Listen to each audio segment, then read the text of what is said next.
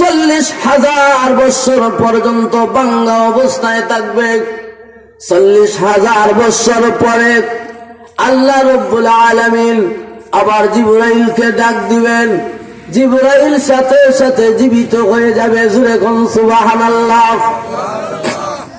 জিবরাইল যখন জীবিত হবে আল্লাহ রব্বুল আলামিন বলবেন, জিবরাইল, ও জিবরাইল, এখন আবার সবাইকে উঠাতে হবে।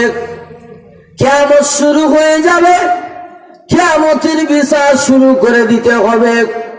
ওরে জিবরাইল শুনো, সবাই উঠার আগে আগে আমার নবীকে গিয়ে আগে উঠাও, কারণ আমার নবীর সম্মান সবচাইতে বেশি। সকলের আগে আমার নবীকে উঠাতে হবে। যাও রওজা শরীফ থেকে আমার নবীকে গিয়া উঠাও।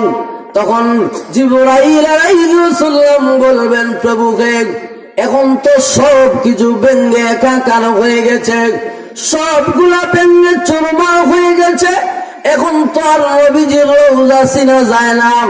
আকাশ ভেঙে করেছে, চন্দ্র সূর্য একত্রিত হয়ে গেছে, পাহাড় উড়ে উড়ে চলে গেছে, সমুদ্রগুলা এবং জমিন সব একাকার হয়ে গেছে। এখন তো আর নবীর রওজা চিনা যায় না। আল্লাহ তখন বলবেন, জিবরাইল, আমার আরশ থেকে নিয়ে নিচের জমিন পর্যন্ত একটা লাইট জ্বলতে আছে, ওই লাইটের নিচে আমার বন্ধু শুয়ে আছে।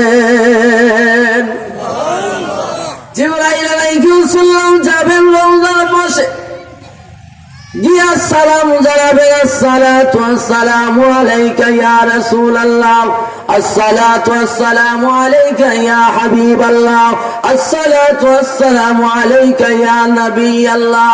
উঠেন, তাড়াতাড়ি উঠেন। আল্লাহর নবী রওজা শরীফ থেকে উঠবেন, উঠার সাথে সাথে দুলাবালি জারবেন আর বলবেন, জিবরাইল রে, এটা কিসের উঠা? কিয়ামতের উঠানি। কয় জিবরাইল বলে, ওগো নবীজি, এটা কিয়ামতের উঠা, তাড়াতাড়ি উঠেন। আল্লাহর নবী বলবেন, জিবরাইল রে, কিয়ামতের উঠা যদি হয়ে থাকে আগে জবাব দাও, আমার উম্মতের হিসাব আরম্ভ হইছে নি। আল্লাহর নবী রওজা থেকে উঠে উম্মতের চিন্তা করেন, এমন দরদি নবী আর কোথায় পাবেন? আর এমন নবীর উম্মত আমরা হয়েছি।